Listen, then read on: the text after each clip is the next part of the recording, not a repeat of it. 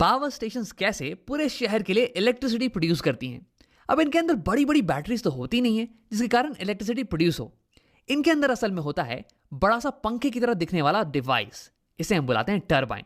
अब अगर इसे हम रोटेट करें तो इसी से इलेक्ट्रिसिटी प्रोड्यूस होती है। अब इसे रोटेट करने के कई तरीके हैं।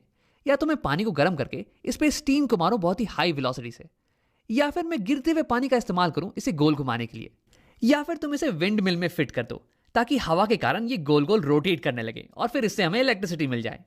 तो फिर तुम किसी भी तरीके का इस्तेमाल करो, तुम्हें इस मशीन को रोटेट करना पड़ेगा और इसी से तुम्हें इलेक्ट्रिसिटी मिलेगी। अब तुम ये सोच रहे होगे कि राम, इसे रोटेट करने से इलेक्ट्रिसिटी कैसे मिलती है? तो देखो, टेक्नोलॉजी ये बेस्ड है इलेक्ट्रोमैग्नेटिक इंडक्शन पे, जिसका आविष्कार किया था माइकल फैराडे ने कुछ 200 साल पहले। उन्होंने हमें यह कहा था कि अगर तुम एक कंडक्टिंग वायर लो और उसे मैग्नेटिक फील्ड के अंदर ऊपर नीचे मूव करो तो उसके अंदर इलेक्ट्रिक करंट इंड्यूस होने वाली है। अब अगर मैं इसी वायर को रिप्लेस कर दूं एक कॉइल से और इस कॉइल को अटैच कर दूं एक टरबाइन से, और इस टरबाइन को अगर मैं रोटेट करूं तो फिर ये कॉइल मैग्नेटिक फील्ड के अंदर ऊपर नीचे मूव करने वाला है और इसके अंदर इलेक्ट्रिक करंट इंड्यूस हो जाने वाली है। और इसी की मदद से हम अपने घर के इलेक्ट्रिकल अप्लायंसेस का इस्तेमाल कर सकते हैं। अब इस पूरी डिवाइस को हम बुलाते हैं इलेक्ट्रिक जनरेटर। ये स्पिनिंग मोशन को या फिर मैकेनिकल एनर्जी को कन्वर्ट करता है इलेक्ट्रिकल एनर्जी में। अब इसी के बारे में हम डिटेल में बात करते हैं कि ऐसा कैसे हो पाता है। तो सबसे पहले ये देखते हैं कि जब कॉइल मैग्नेटिक फील्ड में रोटेट करे तो इसमें करंट किस डायरेक्शन में इंड्यूस होती है। तो मान लो कि हमारी टरबाइन ये क्लॉकवाइज डायरेक्शन में रोटेट कर रही है, तो हमारा कॉइल भी क्लॉकवाइज डायरेक्शन में कुछ ऐसे रोटेट करेगा। अब इस केस में यार इंड्यूस करंट ये किस डायरेक्शन में होने वाली है?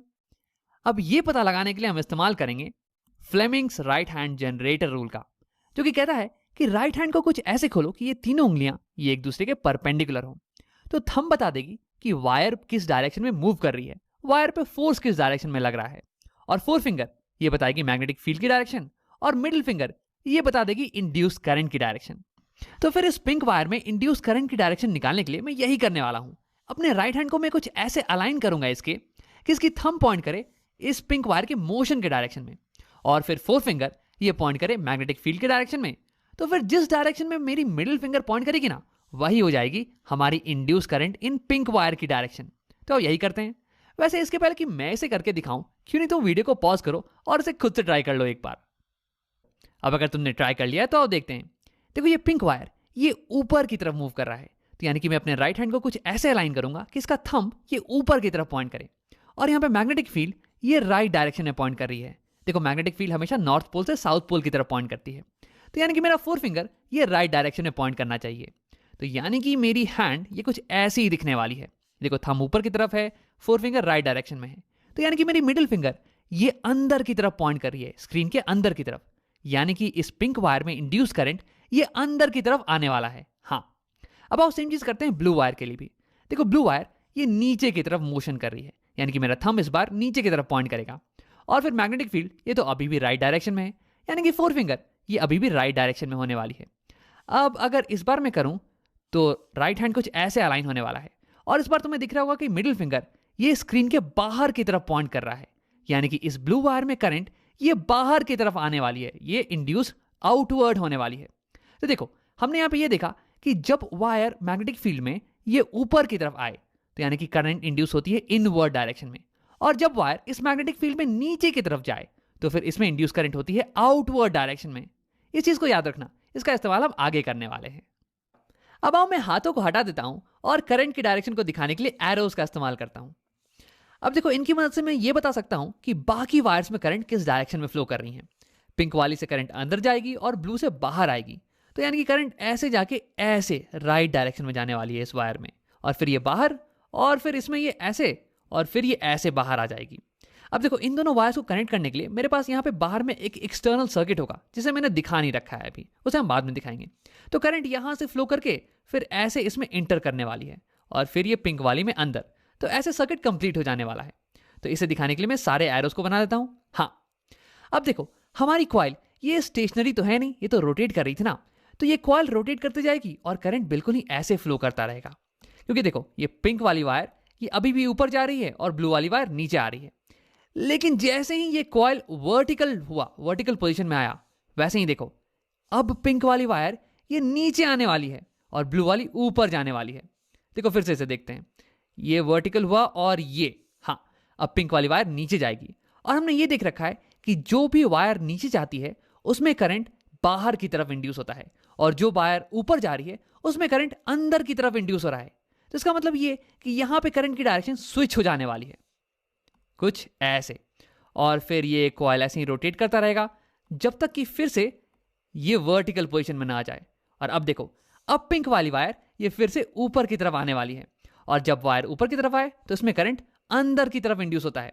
और ब्लू वाली वायर ये अब नीचे की तरफ आने वाली है, और जब वायर नीचे की तरफ आए तो उसमें करंट ये बाहर की तरफ इंड्यूस होता है, यानी कि फिर से एक बार करंट की डायरेक्शन चेंज हो जाने वाली है, कुछ ऐसे। तो यानी कि हम यहां पे ये देख रहे हैं कि जैसे ही कॉइल ये वर्टिकल पोजीशन में आती है वैसे ही इसमें करंट की डायरेक्शन ये चेंज हो जाने वाली है। ये इंपॉर्टेंट चीज हो गया। तो अगर मैं तुम्हें इस पूरे मोशन का एनिमेशन दिखाऊं तो ये कुछ ऐसा दिखने वाला है। देखो, जब भी हमारी कॉइल ये मैग्नेटिक फील्ड के परपेंडिकुलर आएगी तो फिर करंट की डायरेक्शन ये चेंज हो जाने वाली है। हाँ, वैसे मैं इस एनिमेशन में कॉइल को रोक दे रहा हूं जब भी ये परपेंडिकुलर आ रही है मैग्नेटिक फील्ड के, ताकि तुम इंड्यूस करंट की डायरेक्शन को चेंज होता हुआ देख सको। वैसे असलियत में ये मोशन बिल्कुल ही कंटिन्यूअस होने वाला है और ये कॉइल कभी रुकने वाली नहीं है। अब तुम्हारे दिमाग में एक सवाल उठ रहा होगा कि राम, मैं इन दोनों वायर्स को एक्सटर्नली कैसे कनेक्ट करूं ताकि ये लूप क्लोज हो जाए और उसमें करंट कंटिन्यूअसली फ्लो करे। तो इसके लिए हम एक नए अरेंजमेंट का इस्तेमाल करने वाले हैं। देखो, अगर मैं एक एक्सटर्नल सर्किट लूं और उसे डायरेक्टली कनेक्ट कर दूं इन वायर से, कुछ ऐसे, तो जब ये कॉइल ये रोटेट करना चालू करेगी तो ये वायर्स ये आपस में उलझने लगेंगे, कुछ ऐसे, और ये जो कनेक्शन है ना ये ब्रेक हो जाने वाला है। तो इसी से बचने के लिए हम एक नए अरेंजमेंट का इस्तेमाल करते हैं जिसमें होते हैं कुछ स्लिप रिंग्स और ब्रशेस। ये कुछ ऐसा दिखता है। ये मेटालिक रिंग्स, इन्हें हम बुला रहे हैं स्लिप रिंग्स। ये पिंक वाली रिंग और ये ब्लू वाली रिंग। और तुम्हें डायग्राम में क्लियरली दिख नहीं रहा होगा, लेकिन ये दोनों रिंग्स ये इंडिविजुअली एक एक वायर से कनेक्टेड हैं। ये पिंक वाली रिंग ये इस लेफ्ट वायर से कनेक्टेड है, और ये ब्लू वाली रिंग ये इस राइट वायर से कनेक्टेड है। और कनेक्टेड से मेरा मतलब ये है कि जब ये कॉइल रोटेट करता है ना तो ये रिंग्स इसके साथ साथ रोटेट करती हैं। अब ये स्लिप रिंग्स ये कनेक्टेड होती हैं कार्बन ब्रशेस से। ये ब्रश और ये ब्रश वैसे कनेक्टेड नहीं होती हैं, बल्कि केवल टच कर रही होती हैं। मेरा मतलब है कि जब ये स्लिप रिंग्स रोटेट करेंगी ना तो ये ब्रशेस इसके साथ रोटेट नहीं करेंगी, बल्कि ये केवल इसके ऊपर स्लिप करने वाली हैं, और इसलिए तो हम इन रिंग्स को स्लिप रिंग्स बुलाते हैं। अब अगर तुम्हें ये समझ में नहीं आ रहा हो तो मैंने यहाँ पे एक पिक्चर बना रखा है तुम्हें समझाने के लिए। देखो, यहाँ पे एक ब्रश है जो कि एक रिंग को टच कर रही है। अब अगर ये रिंग रोटेट करेगी ना तो ये ब्रश इसके साथ साथ रोटेट नहीं करने वाली है, बल्कि ये केवल उसके ऊपर स्लिप करती रहेगी। तो यहां पे हमारा सर्किट तो कंप्लीट हो चुका है। देखो, यहां पे ब्लू वाले वायर से करंट आएगी और फिर ये जाने वाली है इस ब्लू वाले स्लिप रिंग में। देखो, ये वायर केवल एक स्लिप रिंग से कनेक्टेड है। फिर यहां से करंट ये ट्रांसफर हो जाने वाली है बाहर के सर्किट में because of this carbon brush, और उसके बाद फिर करंट यहां से यहां जाएगी इस कार्बन ब्रश में, और फिर ये करंट को ट्रांसफर कर देने वाला है इस पिंक वाले स्लिप रिंग में। और ये पिंक वाला स्लिप रिंग ये केवल कनेक्टेड है इस वायर से, तो इसलिए करंट केवल इसमें जाने वाली है। तो ऐसे हमारा हो गया सर्किट कंप्लीट। अब हमारा कॉइल अगर रोटेट करने लग जाए तो ये जो स्लिप रिंग से इसके साथ अटैच्ड ये भी इसके साथ साथ रोटेट करने लगेंगे। लेकिन ये कार्बन ब्रशेस ये तो केवल इसे टच कर रहे हैं यार, तो ये केवल इसके ऊपर स्लिप करेंगे, ना कि रोटेट। अब देखो, ये स्लिप रिंग्स और कार्बन ब्रशेस ये दोनों मिलके बाहर वाले वायर्स को उलझने से बचाती हैं, और ये अंदर के कॉइल और बाहर के सर्किट के बीच में इलेक्ट्रिकल कॉन्टैक्ट को मेंटेन रखती हैं। दोनों के बीच में सर्किट को कंप्लीट रखती हैं। अब देखो, जैसे ही हमारा कॉइल ये वर्टिकल पोजीशन में आएगा वैसे ही इंड्यूस इलेक्ट्रिक करंट इसकी डायरेक्शन ये रिवर्स हो जाएगी, कुछ ऐसे।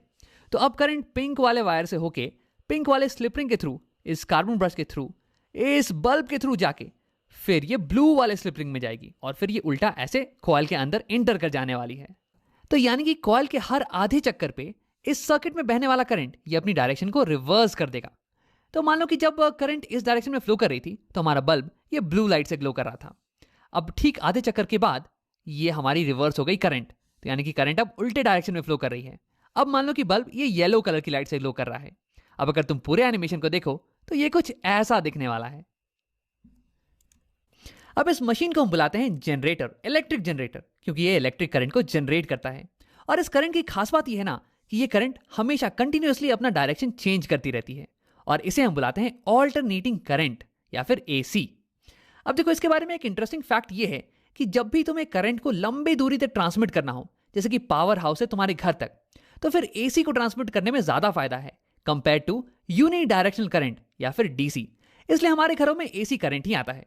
और हाँ, क्योंकि ये जनरेटर हमें एसी करंट दे रहा है, इसलिए इसे हम बुलाते हैं एसी जनरेटर।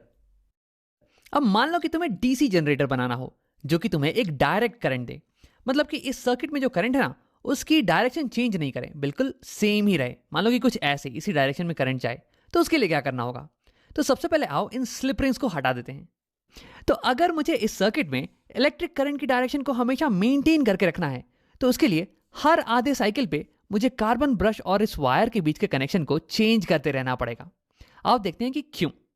तो देखो, इस पर्टिकुलर सेटअप में अगर मुझे चाहिए कि ये करंट की डायरेक्शन ये सेम रहे, तो मैं इस कार्बन ब्रश को इस पर्टिकुलर वायर से कनेक्ट कर दूंगा, ये पिंक वाली साइड की वायर से। तो देखो, करंट ऐसे जाएगा ये पिंक वाले के थ्रू, फिर ब्लू वाले से होके फिर ये बाहर निकल के आ जाएगा और ये सर्किट कंप्लीट हो गया। लेकिन देखो, ये कॉइल तो रोटेट कर रही है ना, तो थोड़ी देर बाद ये कॉइल वर्टिकल पोजीशन पे आ जाने वाली है, और जैसे ही ऐसा होगा तो ये करंट की डायरेक्शन ये चेंज कर जाएगी। अब अगर सर्किट में मुझे करंट को ऐसे ही मेंटेन करना है, तो इस बार मुझे इस कार्बन ब्रश को कनेक्ट करना पड़ेगा इस वायर से, ये ब्लू वाली साइड की वायर से। तभी तो करंट ऐसे जाएगी और ये ब्लू वाले के थ्रू फिर पिंक वाले से निकल के फिर ऐसे सर्किट कंप्लीट हो जाएगा। अब देखो, फिर से आधे साइकिल के बाद ये वायर वर्टिकल हो जाने वाली है, ये कॉइल वर्टिकल हो जाएगी और फिर करंट फिर से चेंज कर जाएगा अपना डायरेक्शन। अब इस बार अगर मुझे सर्किट में करंट को सेम मेंटेन करना है, तो इस बार इस कार्बन ब्रश को मुझे इस वायर से कनेक्ट करना पड़ेगा, पिंक वाली साइड के वायर से। तभी तो देखो, करंट ऐसे जाएगी, फिर ये ऐसे जाके फिर ऐसे निकल के सर्किट कंप्लीट हो जाएगा। तो तुम्हें दिख रहा होगा कि कैसे मुझे हर आधे साइकिल के बाद कार्बन ब्रश और वायर के बीच के कॉन्टैक्ट को चेंज करना पड़ रहा है, मुझे कार्बन ब्रश को अलग दूसरे वायर से कनेक्ट करना पड़ रहा है। तो अब हमें ये सोचना है कि ऐसा क्या करें जिससे कि ये कनेक्शन में चेंज ये ऑटोमेटिकली आए और ये हमेशा कंटिन्यूसली आता रहे। तो इसके लिए हमें चाहिए होगा एक नए टाइप का ring, split rings. Slip rings नहीं, स्प्लिट रिंग्स। मतलब कि अगर तुम्हें एक रिंग को लो और उसे बीच से आधे आधे हिस्से में बांट दो, तो तुम्हें मिल जाएगा स्प्लिट रिंग्स। स्प्लिट रिंग्स बनी होती है दो आधे रिंग से, जिनके बीच में थोड़ा सा गैप हो। अब आओ देखते हैं कि इसकी मदद से कैसे हम हर आधे साइकिल पे कॉन्टैक्ट को चेंज कर सकते हैं। तो अभी स्टार्टिंग में हमारा कार्बन ब्रश ये पिंक साइड के कॉन्टैक्ट में है, ये देखो। और स्टार्टिंग में हमें बिल्कुल यही चाहिए था, ताकि करंट की डायरेक्शन ऐसे ही मेंटेन रहे। लेकिन देखो, थोड़ी देर बाद हमारा कॉइल ये रोटेट करके वर्टिकल हो जाएगा और फिर करंट की डायरेक्शन ये चेंज हो जाने वाली है। लेकिन यहां देखो, हमारा ब्रश ये ब्लू साइड के कॉन्टैक्ट में आ गया है, और ये बिल्कुल ही अच्छी चीज है, क्योंकि अभी भी हमारा करंट का डायरेक्शन ये बिल्कुल ही मेंटेन रहने वाला है। अब देखो, तुरंत थोड़ी देर बाद ये जो कॉइल ये फिर से रोटेट करके वर्टिकल पोजीशन में आ जाने वाला है और फिर करंट की डायरेक्शन चेंज कर जाएगी।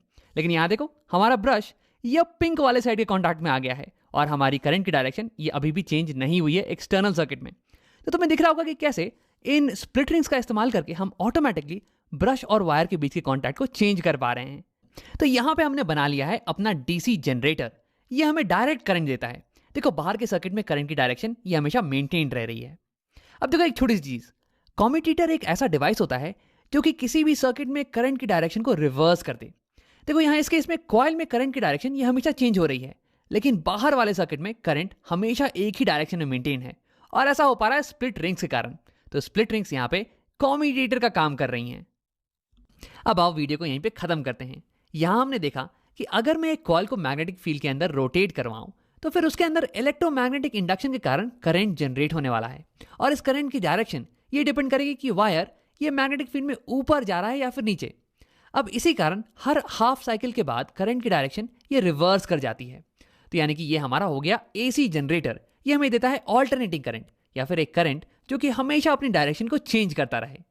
अब यहीं पे तुम अगर स्प्लिट रिंग्स का इस्तेमाल करो, तो फिर ये एक कम्यूटेटर की तरह एक्ट करने वाली हैं, और ये कार्बन ब्रश के कॉन्टैक्ट को हर आधे साइकिल के बाद चेंज कर देंगी, ताकि एक्सटर्नल सर्किट में करंट हमेशा एक ही डायरेक्शन में फ्लो करे, हमें डायरेक्ट करंट मिले, और इसे हम बुलाते हैं डीसी जनरेटर। तो ये थे कुछ तरीके जिनकी मदद से हम इलेक्ट्रिसिटी को प्रोड्यूस कर सकते हैं, एक कॉइल को कुछ मैग्नेट्स के बीच में गोल घुमा के।